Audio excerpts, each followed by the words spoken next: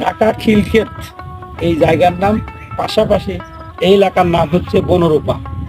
এই বনরূপার মধ্যে এত পর্যন্ত মানে গাছগাছালির নার্সারি আমি আগে কখনো দেখিনি। প্রত্যেকটা কাঠামোতে এরকম পরিবেশ করা, এই পরিবেশের সাথে সব জায়গায় একদম সুন্দর সুন্দর গাছের ফুলের টব যেগুলো বা বিভিন্ন গাছের টব এত সুন্দর করে করা আছে।